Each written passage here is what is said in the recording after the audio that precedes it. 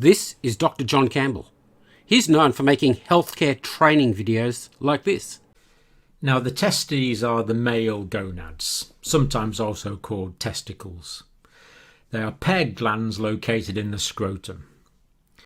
Let's think now about the penis. So, Dr. Campbell made a new video. Now, this is from a preprint. So this hasn't been peer reviewed, but it's been reviewed by senior doctors and pathologists. And I've read it, and it's actually a pretty good study. It uses standard methodology to collect the data. So autopsy, post-mortem, exactly the same thing. Proven COVID vaccine-induced myocarditis. He's talking about this study where they scoured the world and found some autopsies where people died with myocarditis shortly after a particular injection. And they must have proved something because it's in capital letters. Let's hear Dr. Campbell introduce this study in his usual manner of first mentioning the conflict of interest. This is the study. The authors declared no conflict of interest, which of course is always important to look at these days. The authors are not getting paid to write their paper. Oh, sorry, that's from another video. Let's try again. Now, just to be completely clear, the authors had no conflict of interest. Oh, so sorry. Wrong video again. Third time lucky.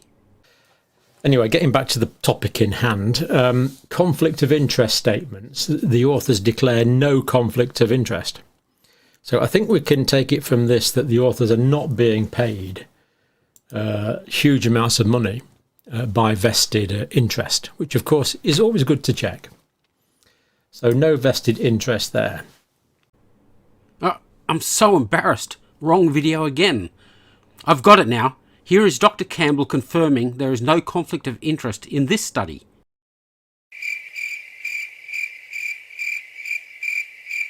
Okay, if he won't do it, we'll look into it ourselves.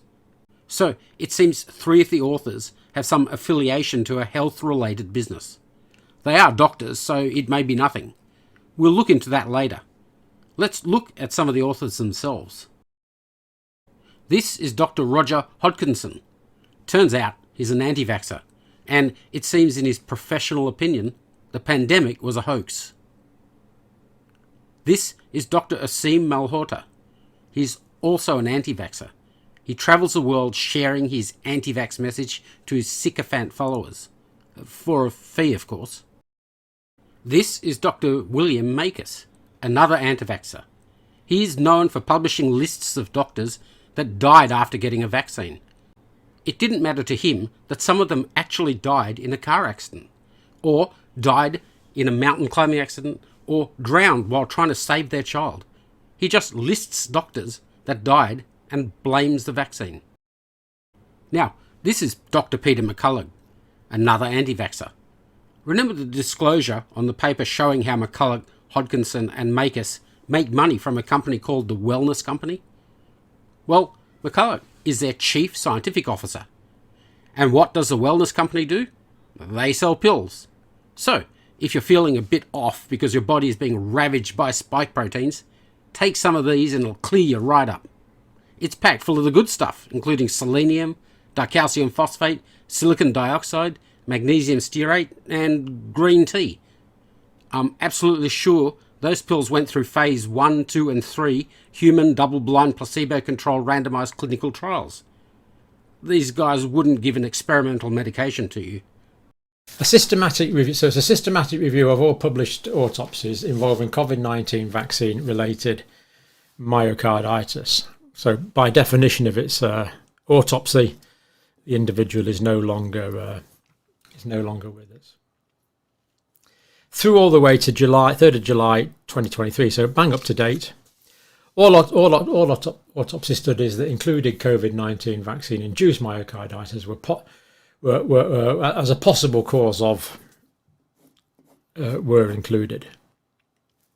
So this study presents 28 autopsies, all bundled into this one study. Let's look at one of them, and let's follow Dr. Campbell's lead and first check the conflict of interest section. And look, no conflict of interest. But I see that they were good enough to thank some people for their help. How nice of them. I wonder who David O. Fisher is. Maybe I should look up... Oh, fuck it, I already know who he is. Anti-vaxxer. He does anti-vax lectures and has written these anti-vax books. Look, it's sad, but people do die from medicines. It's been established long ago that medications have side effects. Why do you think VAERS has been around for over 30 years? And the UK's yellow card scheme was created almost 60 years ago. I'm not a scientist, and just like Dr. Campbell, I'm not a medical doctor. But I can tell when something stinks of bullshit.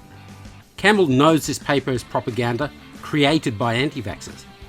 They use cherry-picked studies, also tainted by anti-vaxxers. And why did they do it? To scare the shit out of people. They make their anti-vax message look like a legitimate scientific paper, and the likes of Campbell knowingly spread it to the world. They erode people's confidence in vaccines, and it's the children that suffer. It was better when Dr. Campbell just taught healthcare. Better for us, but not for his bank account. Let's think now about the penis,